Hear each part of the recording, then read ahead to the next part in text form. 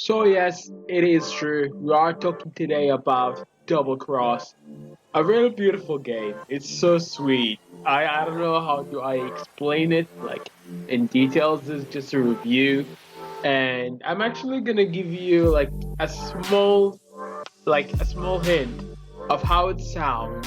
Like the sounds are beautiful, but I'm gonna show you actually like the main menu, how the main menu actually sounds.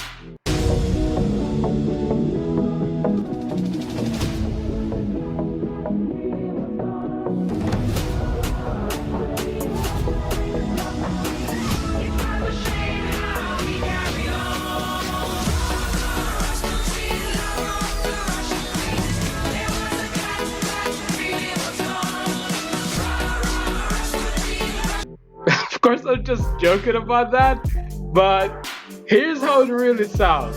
Okay.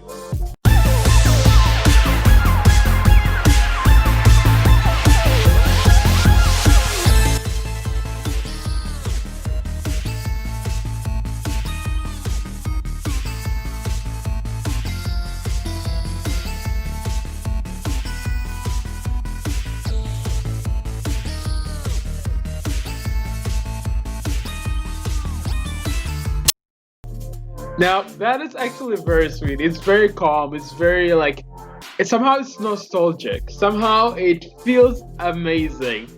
I played the game. I finished the game within a day. It's not a very long game, especially when you know what you're doing. So basically, it's really a platform action fighting game. What you do in this game is you platform. Yeah, you have a grapple, and you just use it to grapple between some specific object. You fight. There's not too much combos. There's some couple of moves, but they do the job. They're satisfying in a way. They're very beautiful. And then you have the boss fights, and the boss fights are on spot. Like you fight the boss, you feel satisfied if you when you win. Cause the phrases they go through, it's awesome. They know, they learn the new moves every time you get to a specific amount of health. They get stronger and stronger. And the ending just, I don't know how to explain it. I don't want to spoil it. I don't want to spoil anything. The game is so amazing. I wish I can go into details with it. But what you gotta do is actually just play it yourself. Okay? So, what you wanna do whenever you start the game is gonna be somehow slow. Okay? That's the one thing I didn't like about the game at first, because when you start a game, what people always look at is always the beginning of the game. Does the game actually impact you at the beginning? Does it make does it have a way to attract you to the story itself? Or does it go lazy and doesn't do anything at all? And that's how I felt about the game at the start. It feels like, oh, there's a bad guy. Oh, we are just an organization that actually just keep the space and dimensions very safe. We don't let portals go through people. I mean, we don't let people go through portals without permissions. And that's the thing, it's kind of weak at the start. It feels weird to actually play it, because why can't people actually just travel? You know what I mean? You people, it's just a portal. It's just a dimension. You can travel from a place to another place. And it makes it clearer the more you play the game. At the beginning, it feels slow. At the middle, it feels really good. It feels good to play the game when you get to the middle of it, when you start playing the missions and you start going through the missions. Of course, there's three words at the start.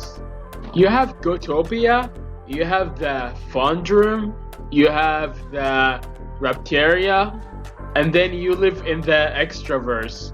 It's that's your own main HQ, the Extraverse. And you have those weird characters like the Sprout, Ironblock, like Helena. They look so interesting in a way, you know what I mean?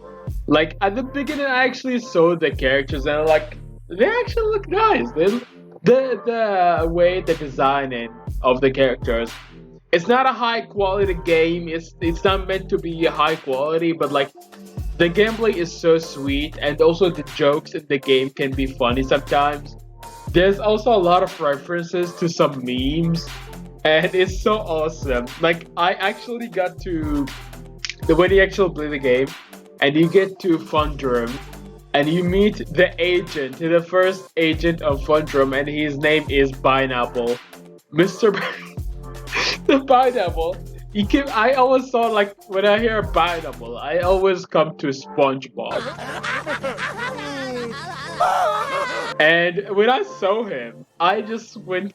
I couldn't stop laughing because the way he looked so funny because he wears disguise, like he wears like those glasses with like that nose and like a mustache. It's like it meant to be funny, and it is funny seeing a pineapple actually being an agent.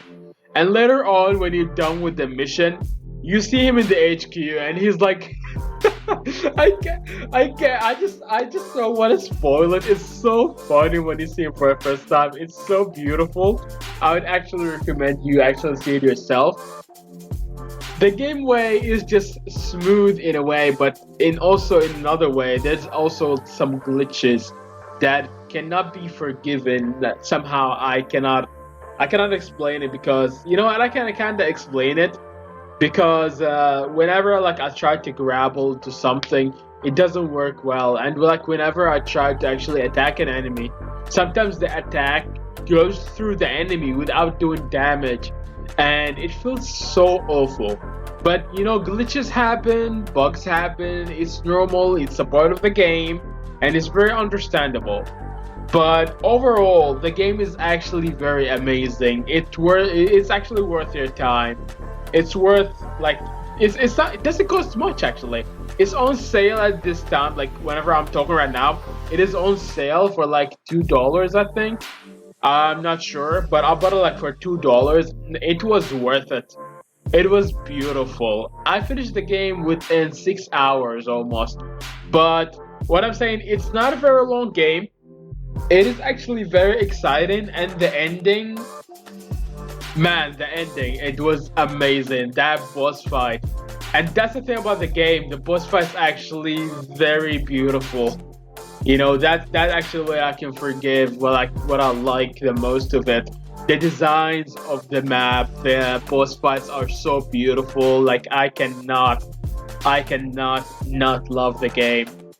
It will force you to love it. It's so beautiful. I recommend actually trying it yourself. Give it a try. It doesn't cost much. It's actually awesome. Support the creators of this game. They have really good ideas, and I would say try it. 8 out of 10 portals. That's illegal, but I'll take it. Thank you for watching. This was Duck, aka Sensomakage, and I'll see you guys in the next episode. Quack out.